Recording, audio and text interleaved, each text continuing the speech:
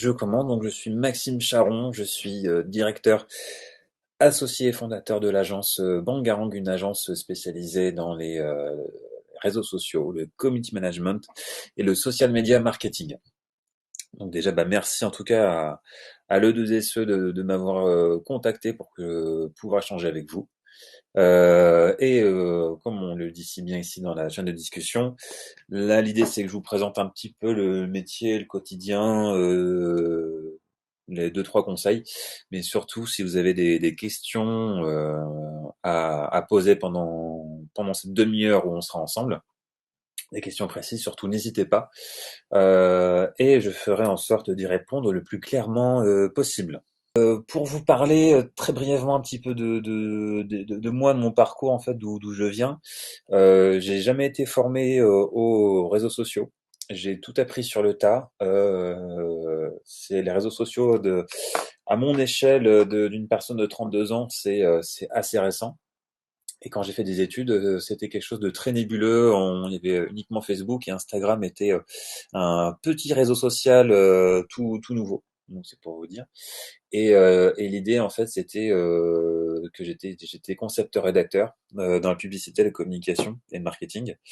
Mais au final, les réseaux sociaux, je trouvais ça super intéressant parce que je trouvais qu'il y avait tout à faire. C'était un terreau très très intéressant pour faire du storytelling de marque. Ce qui moi me convenait le plus, c'était de faire des campagnes de communication, on va dire permanentes, et surtout de traiter les marques sur le temps long et pas uniquement avoir juste du one shot, c'est-à-dire on prépare une campagne, elle va être diffusée pendant un mois et basta.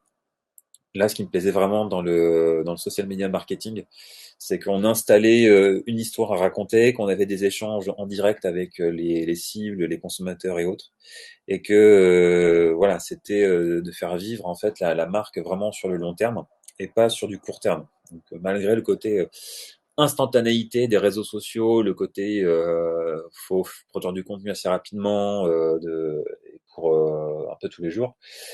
Finalement, c'est pas du temps court, c'est du temps long en fait. Et c'est ça qui me plaisait bien, c'était que c'était évolutif. Donc j'ai fondé Bangarang ça va faire 6 ans maintenant, ça va faire 6 ans cette année. C'était fondé en 2016. Donc on a eu pas mal de clients depuis dans le tourisme, dans l'agroalimentaire, même le domaine scientifique. Donc on a eu pas mal de sujets, que ce soit du régional, du national. On a eu des compagnies aériennes, on a eu du one shot, on a des compagnons qui nous suivent depuis le début. Donc ça fera la 6e année qu'on travaille ensemble. Donc c'est ça quand je vous dis que c'est le temps long, ça nous permet d'avoir une relation sur le long terme avec certains de nos clients qu'on connaît bien vu qu'on prend la parole pour eux. Donc voilà, en tout cas, pour cette partie, on va dire, du parcours. Sur le côté, on va dire, du métier, je vais pas parler forcément tout de suite du savoir-faire. Qu'est-ce qu'il faut pour être un bon social media manager ou un bon community manager? Ce qu'il faut, je vais parler plutôt du savoir-être. Savoir-être, voilà, c'est quelque chose qui est assez à la mode en ce moment sur les CV. Mais en tout cas, voilà, pour un social media manager, ce qui est important, c'est d'avoir une bonne empathie.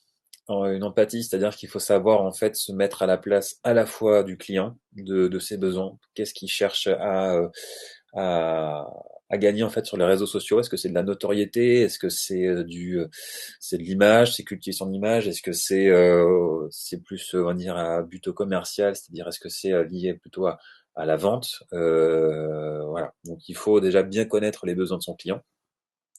Et ça, comme je l'ai dit, ça se fait aussi sur du long terme. Donc c'est au-delà que de la prise de brief. Mais surtout, en fait, ce volet d'empathie, c'est vis-à-vis de vos communautés, en fait, que vous ciblez. Et il suffit pas, en fait, d'obéir bêtement et simplement à son client, de faire ce qui lui fait plaisir, parce que forcément, sinon, il ne ferait pas appel à nous, à des agences de communication, pour savoir comment communiquer sur leurs produits ou leurs services. Et ce qu'il faut, en fait, c'est se dire, OK, j'ai ces informations-là vis-à-vis de mon client, et comment, en fait, moi, en tant qu'expert conseil dans les réseaux sociaux, je peux faire en sorte que cette information-là puisse être entendue et perçue et appréciée par la communauté. Et c'est là qu'il faut se dire aussi, euh, c'est faire preuve d'empathie, en fait, quand on cherche à faire du contenu. c'est se dire pourquoi moi, en fait, en tant qu'individu, j'irais suivre ce compte. Qu'est-ce que j'ai à gagner en fait à suivre le compte de cette marque? Parce que personne n'a envie de suivre un compte Instagram ou un compte Twitter ou TikTok ou je ne sais quoi pour avoir de la pub sur son fil d'actualité. Personne n'a envie de ça. Donc au final, c'est se dire, ok, mon client a envie de faire de la pub et en soi, mes futurs abonnés, ils ont peut-être pas forcément envie de recevoir de la pub. Donc comment je fais en fait pour faire en sorte que que je donne du contenu intéressant avant de donner du contenu qui soit intéressé. Donc ça, c'est un volet super important de savoir en fait ce que les communautés peuvent attendre de vous en tant que marque. Et là, ce qu'il faut avant tout, c'est de savoir être généreux. En fait, la générosité, elle est payante sur les réseaux sociaux. Et quand je vous disais qu'il faut avoir une communication qui soit intéressante avant d'être intéressé, c'est vraiment le cas en fait. C'est-à-dire que plus vous êtes intéressant et plus vous laissez les gens venir à vous parce que votre contenu il est utile, il est inspirant, il est divertissant, plus ça va être payant d'un point de vue vraiment pur héroïste, d'un point de vue pur KPI, voilà, par rapport à votre client. Si votre client il vous dit bah à quoi ça sert finalement de publier ça, ça va pas faire augmenter mon chiffre d'affaires et autres. Encore une fois, c'est du long terme. Nous, on a l'expérience maintenant, et surtout sur des clients qu'on accompagne depuis plusieurs années. On voit que la générosité, elle est payante. Plus on communique, on va dire, sur des publications ou autres, sur des contenus qui sont vraiment divertissants, plutôt que vraiment sur appeler à acheter, à réserver. Ça ne marche pas. Vraiment, sur le contenu divertissant, on voit que c'est payant, en fait. On voit s'il y a une évolution sur le chiffre d'affaires, sur l'aspect vraiment pur commercial, que cet aspect divertissement, divertissant, c'est super intéressant parce que c'est ce qui va faire en sorte que les gens vous suivent sur les réseaux sociaux et les gens vous apprécient, ils vont parler de vous. Essayez aussi de vous, qui est en train d'écouter, de prendre du recul et en train de vous dire pour en fait les marques que je suis, pourquoi je les suis en fait, qu'est-ce que j'attendais là. Pour beaucoup aussi des étudiants que je peux croiser, quand je demande quelles sont les marques qui suivent, généralement ce sont des marques qui sont en accord un peu avec leurs valeurs. Ce sont des marques qui font, je vais dire une bêtise, mais qui sont c'est des marques bio, engagées ou autres, et on a envie de les soutenir. Ça, encore une fois, ça fait plus partie aussi du storytelling de marque. C'est-à-dire que tu les suis pas parce que leur produit est bon, que leur service est le meilleur. Tu les suis parce que ça correspond à tes valeurs. Tu les suis parce que tu as envie de les encourager. Tu les suis parce que c'est super important pour toi d'être en accord avec ce que tu suis sur tes réseaux et ce que tu veux soutenir par rapport à ce que tu penses. Et ça, c'est super important, en tout cas dans la partie du social media manager, d'un point de vue très marketing, c'est le storytelling. C'est vraiment de ne pas vraiment décrire ton produit, mais plutôt de faire le pont vraiment marketing avec les valeurs que l'entreprise a apportées, quelle est cette personnalité, et finalement essayer de plus vendre la marque comme une personne, avec des valeurs, une personnalité, une façon de parler, plutôt qu'une marque. Parce que voilà, les gens sont plus dupes aujourd'hui, ça fait 15 ans que les réseaux sociaux existent, donc ça fait une éternité, et les gens sont plus dupes maintenant, ils savent que une marque sur réseaux sociaux, je vais y arriver, une marque sur les réseaux sociaux, elle cherche à nous la mettre, mais en abandonnant finalement ce discours très commercial, bénéficier des promotions, cliquez ici et autres. Ça, c'est un discours qui n'est pas du tout entendu. Donc, essayez justement d'être le plus authentique possible. Mais attention justement avec cette pseudo-authenticité, parce que même ça maintenant, surtout les plus jeunes en fait sont plus du tout dupes à cet effet justement d'authenticité. Coucou, on est une start-up et on a besoin de vous, patati patata. Donc voilà pour le côté empathie, rigueur. La partie rigueur qui est ultra importante dans notre métier. C'est quelque chose auquel je bassine moi pas mal mes équipes, aussi les stagiaires qui sont là. C'est la rigueur. C'est-à-dire et ça de toute façon c'est pour tout pareil, pas que social media manager, dans tous les volets de la communication. C'est-à-dire que nos clients nous font confiance pour qu'on prenne la parole pour eux. Et en cela, il faut être extrêmement rigoureux sur la rédaction, la tonalité, comment on communique, il faut que ce soit cohérent sur plusieurs mois. Sur la rigueur orthographique aussi, ça c'est indéniable, c'est on va dire une des compétences, un des facteurs si on fait du community management qui est juste voilà on peut pas faire l'impasse, il faut avoir une orthographe vraiment irréprochable. Ça arrive de faire des erreurs, j'en fais toujours un peu, mais autant s'éviter ça et autant vraiment avoir une rigueur et savoir se relire et ne pas faire de fautes. Et il y a ça pour la rigueur, mais aussi la partie rigueur de contenu. C'est-à-dire que même si votre contenu il doit paraître spontané, pour générer plus de likes, de commentaires et de sentiments de proximité, même si c'est spontané, il faut être très rigoureux sur l'image, sur les vidéos, sur tout ce que vous produisez. Euh, Question, quelle est la différence entre le community manager et le social media manager? Le social media manager, c'est le chef. Non, on va dire qu'il y a une forme de hiérarchie. Le social media manager, il sera plus là pour, on va dire, gérer la stratégie marketing sur les réseaux sociaux d'un client. C'est-à-dire, on va communiquer de telle façon, avec tel rythme. Il va vraiment poser la base de la stratégie. Et le community manager est, on va dire, plus un rôle de création de contenu, de publier, de modération. Il va être plus dans l'action sur le concret par rapport au réseau. Social Media Manager, il va plus être là, on va dire, en backup et notamment sur les tâches de fond. Après, le Social Media Manager, bah, nous, on a une Social Media Manager dans l'équipe et elle fait toujours, par contre, du Community Management. Mais c'est pas pour autant, après, ça dépend de différentes boîtes. Mais en tout cas, j'espère que Cécile, j'ai répondu à votre question, que Social Media Manager, on va dire, a une tâche plus de fond et que le CM a plus une tâche d'animation vraiment des communautés. Enfin, c'est la traduction littérale de ce qu'est le community management, c'est l'animation des communautés. Là où le social media manager, c'est plus managérial, hein, comme son nom l'indique. Donc voilà. Donc rigueur, je disais. Aussi pour reprendre ce social media manager, c'est mieux payé généralement aussi, forcément. Mais ça demande plus d'expérience. De rien, Cécile. Rigueur, donc je vous disais, je termine par rapport à la rigueur, c'est super important. En tout cas, d'avoir cette rigueur parce que c'est pas parce qu'on est sur les réseaux sociaux et qu'on fait des stories et qu'on fait des TikTok et que c'est génial et qu'on s'amuse et que de toute façon, moi j'ai un compte Instagram donc je connais tout d'Instagram.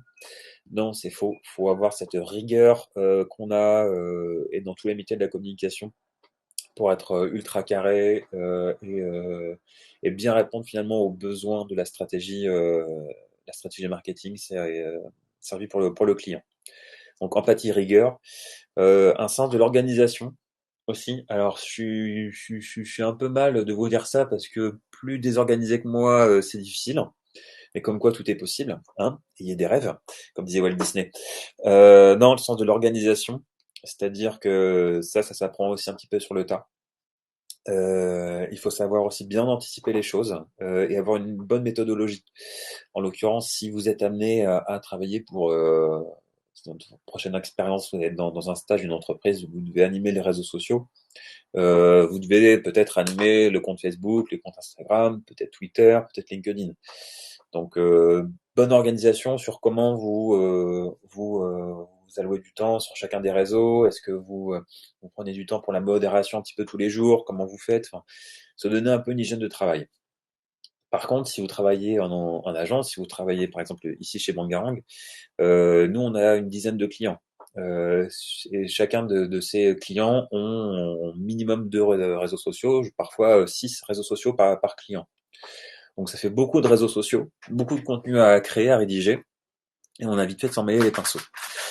Bon, ce qu'on fait, c'est que on se fait des plannings, on se fait des points, et surtout, il faut avoir, encore une fois, et je reviens par rapport à mon deuxième point, il faut avoir une rigueur par rapport à son cadre de travail. Ça veut dire qu'il faut vraiment bien s'organiser, bien s'allouer du temps. C'est-à-dire que les réseaux sociaux, c'est quelque chose de très chronophage, et mieux on s'organise, mieux on anticipe les choses, et généralement, plus on gagne de temps. C'est-à-dire que en termes de méthodo, ce que je pourrais aussi vous donner, c'est-à-dire qu'il faut pas travailler un petit peu tout le temps sur les réseaux sociaux. Il faut vraiment s'allouer des plages horaires. Par exemple, un client. Je prends un de nos clients et il faut que j'avance sur le planning, faut que je fasse des publications pour la semaine ou pour les 15 jours à venir. Et plutôt que de faire ça en mode one shot, tiens, je fais une publication. Allez, c'est bon, je passe à autre chose. Faut vraiment avoir une hygiène de travail en mode, ok, je me donne 4 heures, je me donne toute la matinée ou peut-être même toute la journée où je ne fais que ce client-là et j'avance, j'avance, j'avance. Comme ça vous permet déjà de rentrer dans l'univers du client, de bien connaître le produit, de bien avoir la plume en fait, la tonalité, comment on rédige pour ce client-là, au moins sur toute la journée. C'est-à-dire que vous avez allez, 5-10 minutes d'effort pour vraiment vous rentrer dans le sujet. Et ensuite, vous déroulez, vous faites tout le planning, vous faites une semaine, 15 jours de publication sur tel réseau. Ça sera beaucoup mieux si vous faites une publication par une publication parce qu'à chaque fois, comme je vous l'ai dit, ça vous demande un effort de rentrer dans l'univers du client, de rentrer dans la tonalité et la rédaction. Et si vous faites de passer l'un à l'autre, vous allez perdre énormément de temps. Donc laissez-vous du temps en fait pour bien travailler sur un sujet. Mettez-vous des demi-journées, des journées entières où vous avancez sur un sujet. Et comme ça, vous êtes bien concentré. Le pire ennemi du community manager, c'est vraiment la dispersion. Et c'est un vice qui est facile à tomber dedans avec toutes les notifications, toutes les micro-tâches à faire. Si vous êtes en train de rédiger, vous faites du planning et puis, paf, il y a un message privé qui tombe sur la page que vous gérez. Au pire, si vous regardez sur la notice, c'est l'air urgent ou pas urgent, mais au pire, c'est pas grave. N'oubliez pas que vous êtes des êtres humains. Vous n'êtes pas des machines. Les serveurs Facebook, Twitter, TikTok, ils tournent 24 heures sur 24, 7 jours sur 7. Ce sont des machines. Ils sont inépuisables, mais pas vous. Donc, faut aussi ça avoir une hygiène de vie par rapport au community management qui doit être assez importante. Et il faut aussi se respecter, ne pas se disperser. Sinon, on commence à se disperser, là, on commence à être désorganisé et on commence à faire du travail pas très bon, pour rester poli. Donc un sens de l'organisation. De l'anticipation aussi, c'est-à-dire que là, par exemple, on n'attend pas les derniers jours pour pouvoir publier des trucs à J-2. C'est-à-dire que là, au tout début d'année, par exemple, il y a 15 jours, vraiment dans les premiers temps, on a commencé à réfléchir, tiens, qu'est-ce qu'on fait pour la Saint-Valentin et qu'est-ce qu'on fera pour fête des pères, fête des mères, qu'est-ce qu'on fera pour telle opération. La semaine prochaine, on se prévoit du temps pour travailler sur qu'est-ce qu'on fera sur le 1er avril pour nos clients, qu'est-ce qu'on va faire pour Pâques. Et faut se donner du temps parce que ça rejoint le point que je disais précédemment. Plus vous vous allouez du temps à bien vous organiser, à bien créer du contenu pour longtemps à l'avance, plus ça sera confortable ensuite pour vous de vous allouer du temps et des neurones pour réfléchir sur des sujets de fond et avoir du temps pour trouver des idées cool et créatives. C'est-à-dire que si vous savez que votre planning il est programmé pour, je sais pas, pour le mois, pour un de vos clients, bah, ça vous laisse plus de temps, plus de neurones connectés pour vous réfléchir sur tiens, qu'est-ce que je pourrais faire de sympa pour la Saint-Valentin, est-ce que je pourrais faire appel avec un influenceur ou autre. Donc c'est l'anticipation en fait et votre bonne organisation qui va vous permettre de vous créer un bon cadre et surtout de permettre de travailler sur des sujets qui soient un peu plus fun et de faire en sorte que vous travaillez sur des sujets un peu fun, de vous donner le temps d'être créatif. Parce que si vous êtes que dans la réactivité, vous allez constamment essayer de mettre des rustines de partout. Et là, vous n'allez pas avancer parce que vous allez être constamment bloqué à devoir, enfin, vous êtes dans votre roue d'hamster et ça va pas être possible. Donc, laissez-vous du temps. Posez-vous justement à réfléchir sur des sujets qui peuvent être créatifs, sympathiques et qui peuvent plaire à vos communautés et aussi qui peuvent plaire à vos clients. Il y a la pédagogie aussi que je souhaitais vous parler. Il faut avoir le sens de la pédagogie, c'est-à-dire qu'il faut euh, comment dire, il faut savoir expliquer à la fois son métier à sa grand-mère, mais c'est pas le but, mais il faut aussi savoir expliquer son métier, pourquoi vous le faites à votre client. Admettons, vous souhaitez mettre en place pour votre client un compte TikTok. TikTok étant ce qu'il est, c'est un petit peu le royaume du n'importe quoi, un peu de l'absurde. Et c'est difficile d'expliquer un petit peu la stratégie marketing. Pas comme si c'était pour Instagram ou Facebook où finalement c'est un peu plus limpide et on comprend un peu mieux. Là, si je devais expliquer à un de nos clients, bah voilà, on compte se mettre sur TikTok, il n'y a pas vraiment de stratégie. On va réagir à la communauté et aux tendances, et on va faire des vidéos un peu à l'arrache, un peu rigolotes, un peu absurdes. Voilà. Le client, il va absolument rien biter. Il va dire mais pourquoi vous faites ça? En fait, on s'amuse pas. En fait, c'est moi les réseaux sociaux, ça me fait vivre, ça me permet de toucher une communauté. Je voudrais toucher les jeunes, mais pas n'importe comment. Donc à vous en fait d'expliquer pourquoi c'est nécessaire d'aller sur TikTok et d'expliquer aussi bah, de défendre votre stratégie marketing. Et ça c'est inhérent à tous les métiers de la communication. Et je le dis souvent à mes étudiants quand je donnais des formations. Mais pour tout communicant en fait, la moitié de son travail c'est de trouver des idées et l'autre moitié c'est de savoir les vendre. Quelqu'un qui va bien savoir vendre une idée, il va réussir finalement à vendre peut-être même parfois des idées assez médiocres. Mais si vous avez une super bonne idée, vous êtes convaincu, mais que vous n'arrivez pas à l'expliquer, vous n'arrivez pas à la vendre, votre premier client, ça va être la poubelle, hein. Et bonjour le taux de frustration. Donc vraiment essayer d'expliquer à vos clients, votre patron, votre patronne, euh, pourquoi par A plus B ça marche. Il faut donner les raisons et pas justement comme j'ai beaucoup vu en fait. Je sors un peu de l'aspect des réseaux sociaux. Euh, mais j'ai beaucoup vu quand j'étais en jury de compétition ou autre, des étudiants qui m'ont dit bah voilà j'ai fait un site internet, regardez il est beau, il est bleu. Ok, si je te dis que j'aime pas le bleu, ah bah je sais pas, c'est un choix, tout ça. Mais en fait si tu me dis juste que voilà il est bleu, c'est cool, je vois qu'il est bleu. Mais pourquoi il est bleu? Ah bah parce que ça correspond à la plateforme de marque et que ça correspond un peu au monde du repos, du rêve, etc. Ah bah voilà, là on est d'accord. Si tu me balances juste, bah voilà, on se lance sur TikTok ou mon site internet il est bleu, je dis je m'en fous. Si je te dis que j'aime pas le bleu, bah tu le mets en rouge.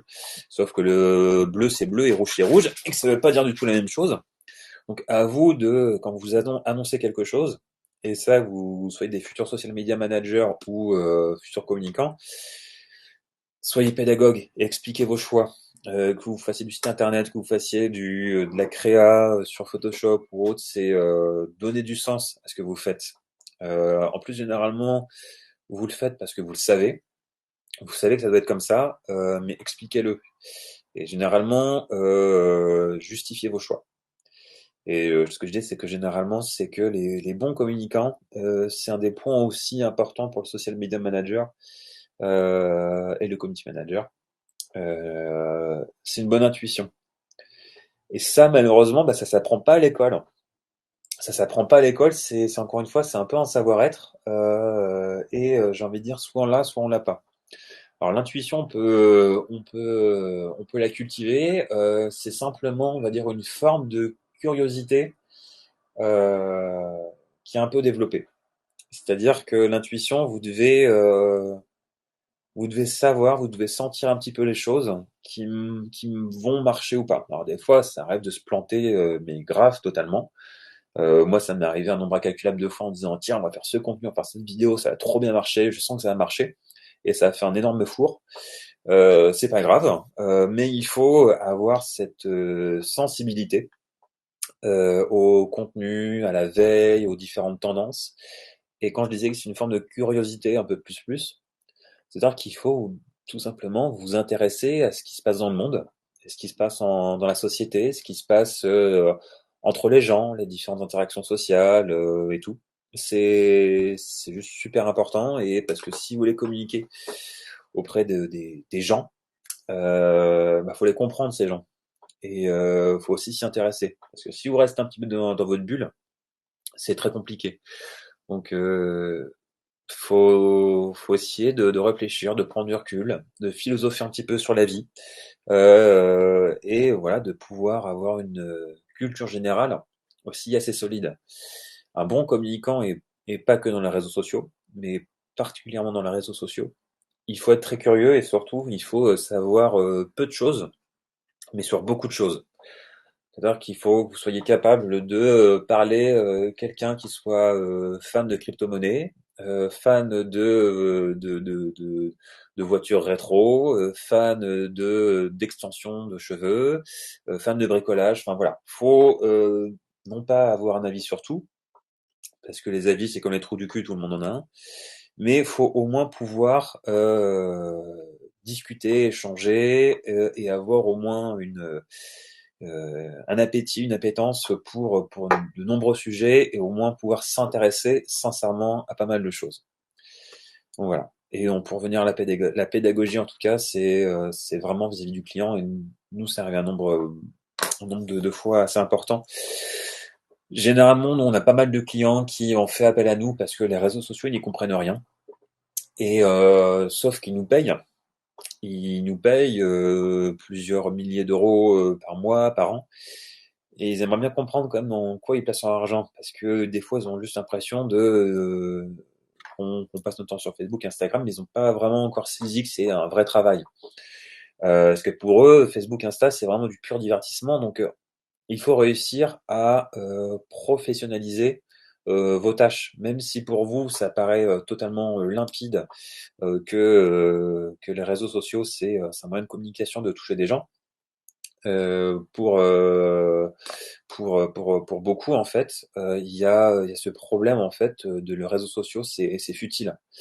C'est pas si futile que ça en fait. Si on montre un petit peu les chiffres et pourquoi et comment ça marche et comment on arrive à se sortir du lot, il faut vraiment en fait être très pédagogue par rapport à ça. Par quoi commencer pour développer cette sensibilité aux tendances du moment? Marc, eh ben en fait Marc, il faut tout simplement déjà parler aux gens et surtout parler aux gens avec qui vous n'êtes pas d'accord.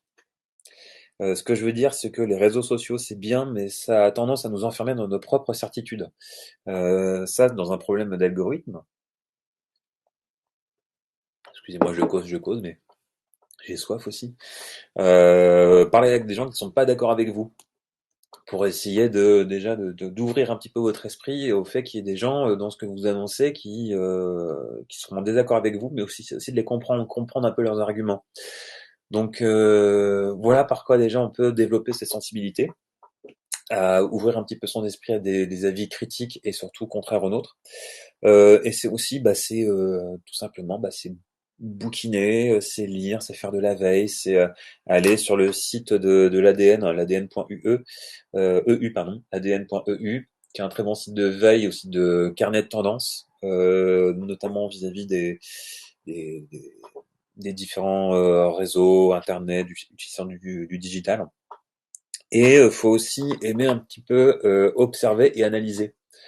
Mais je vous dis pas de philosopher, de tout remettre en cause.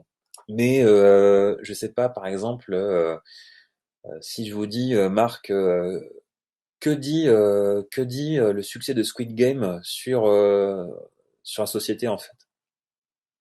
Vous avez 2 heures. C'est tout simplement se poser ce genre de questions en fait. C'est ne pas prendre les choses ok content, mais c'est ok ça marche, c'est un phénomène de société, mais pourquoi en fait? C'est se creuser un peu les méninges, c'est pas juste de voir en surface, et essayer de comprendre un petit peu les choses. On avait beaucoup étudié, nous, de notre côté, quand Stranger Things a été sorti, pourquoi ça a autant marché? Parce qu'il y avait un rapport à la nostalgie, aux années 80, etc. Et que voilà le monde dans lequel on vit aujourd'hui est un peu angoissant, un peu inquiétant. Donc c'est pour ça que Stranger Things, il y a un peu un mode doudou qui est là, qui est réconfortant, qui est super intéressant. Et voilà. Donc c'est tout simplement, c'est essayer de, je vais dire, enfin c'est sans être pompeux ni d'intellectualiser, mais c'est de chercher à comprendre en fait. C'est des phénomènes un petit peu, voilà, c'est sur la digitalisation, ou est-ce que c'est sur notre rapport Je parlais de Netflix, des séries. Est-ce que c'est notre rapport finalement au streaming et qu'est-ce que ça change et qu'est-ce que ça va changer en fait, le fait qu'on soit toujours en streaming chez soi et au cinéma. Qu'est-ce que le cinéma aura peut-être à offrir de plus que via du streaming où les jeunes vont de moins en moins au cinéma. Donc c'est euh, c'est pour reprendre un grand homme, un grand philosophe, c'est être aware. En fait, c'est finalement essayer de capter un petit peu les choses du moment et de sortir un petit peu le nez de son smartphone et discuter avec les gens et de lire un petit peu, de voir les de tendance et surtout d'avoir un avis critique un petit peu sur le monde, sans forcément, je vous dis, de tout intellectualiser, mais voilà, d'essayer de prendre le pouls un petit peu de la société, les choses qui vont bien, les choses qui vont moins bien, ce genre de choses. Donc c'est je sais pas si j'ai vraiment répondu à votre question, Marc, voilà, mais en tout cas c'est mes conseils pour vous développer aux tendances du moment. Ce n'est pas uniquement de consommer les contenus qu'il peut y avoir sur les réseaux sociaux, mais c'est de prendre du recul et de comprendre pourquoi ces tendances. Qu'est-ce qu'on attend les gens? Par exemple, là j'ai étudié ce matin un compte TikTok. Je crois que c'est un des comptes TikTok les plus populaires au monde de marque. C'est Duolingo. C'est une application pour apprendre des langues étrangères. Et c'est le compte TikTok, ouais, le plus populaire. Et on essaie de comprendre finalement pourquoi ça marche. Qu'est-ce que les gens attendent? Et effectivement, quand on est sur le compte TikTok, c'est le royaume du n'importe quoi. Ils ont une mascotte d'un hibou vert qui fait absolument tout et n'importe quoi. Et je me dis que la personne qui a vendu cette stratégie marketing sur TikTok, sur cette marque, c'est juste un génie. Euh, Parce que c'est vraiment, hey, salut, on va prendre un smartphone, on a une grosse peluche, une grosse mascotte, et on va faire absolument n'importe quoi. Et il y a des vidéos sur TikTok qui atteignent 8 millions de vues, 500 000 likes. Enfin, c'est un truc énorme, quoi. Et c'est juste le royaume de l'absurde, quoi. Et plus c'est con, et plus ça marche. Donc là, je vous pose la question, encore une fois, Marc, si ça marche, qu'est-ce que ça dit de la société? Est-ce que c'est nous qui devenons cons, ou parce que juste on aime les trucs absurdes, ou parce que les trucs absurdes paraissent spontanés et irréfléchis, qu'on a peut-être besoin de plus de sincérité entre les marques et les consommateurs? Voilà, c'est question ouverte. Donc débattez avec vos petits camarades, débattez avec votre copine, votre copain, vos parents et autres. Mais voilà, faut se questionner un petit peu pour être sensible aux tendances et développer un peu son intuition. Voilà. Je revois un petit coup. Excusez-moi. Voilà, je vous ai présenté un petit peu le topo donc sur le savoir-être. Après, dans les compétences, bah, ça va se rejoindre un petit peu, c'est-à-dire que c'est capacité d'organisation, je le disais aussi par rapport à la rigueur, c'est une capacité rédactionnelle. Au-delà de l'orthographe, il faut être un bon rédacteur, c'est-à-dire qu'il faut avoir le sens de la punchline, parce que quand vous vous adressez à des personnes sur les réseaux sociaux, vous déjà prenez du recul, c'est vous dire à quel moment j'utilise les réseaux sociaux, à quel moment je suis sur Instagram, je suis sur TikTok ou Facebook. Généralement, c'est qu'on est dans les transports en commun ou que finalement la série qu'on a mise sur Netflix c'est pas si bonne et qu'on fait caca. Enfin, c'est généralement des instants où on n'est pas du tout concentré, pas du tout connecté, et on a 2% de neurones qui fonctionnent. Alors, il faut se dire qu'on fait du contenu pour ces personnes-là qui sont pas forcément concentrées. Donc si vous commencez à faire des envolées lyriques sur vos réseaux, c'est un petit peu compliqué. Il faut avoir le sens de la punchline, il faut avoir le sens de l'accroche en fait. Et moi déjà c'est ça qui me plaisait parce qu'en tant que concepteur-rédacteur, j'étais plus voué à écrire des slogans publicitaires et autres. Donc j'ai toujours bien aimé le fait de pouvoir travailler d'un point de vue rédaction sur quelque chose qui soit accrocheur. Mais voilà, capacité rédactionnelle de la punchline, mais aussi sur le fait comment dire, prendre nos clients où on travaille pour une marque de fromage connue en Normandie. on va parler de Camembert, de l'écru, de Pont-l'Évêque, tout ça. Et hop, l'heure d'après, on va devoir parler d'avion, de voyage, de Martinique. Donc forcément, la plume que je vais prendre pour parler de Camembert et pour parler de Martinique, ça va être très différent. Parce que les communautés sont pas les mêmes, parce que l'ADN des deux marques sont totalement différentes. Donc c'est une capacité, on va dire, d'adaptation de la plume qui doit se faire, on va dire, je vais pas dire du tac au tac, mais quasiment. Il y a quelques usages qui se regroupent assez facilement, mais, mais voilà. Merci en tout cas aux autres et voilà, s'il n'y a pas de questions, donc n'hésitez pas à me retrouver sur LinkedIn. Si vous avez une question, j'essaierai d'y répondre le plus rapidement possible. Je vous souhaite bonne continuation pour ce Orientation Day organisé par le 2SE. Et je remercie encore le 2SE de m'avoir convié à cette mini-conférence. Donc je vous souhaite bon courage à toutes et tous. Soyez brillants, soyez heureux et heureuses. Et profitez bien et peut-être à plus tard dans d'autres contextes. À bientôt à vous.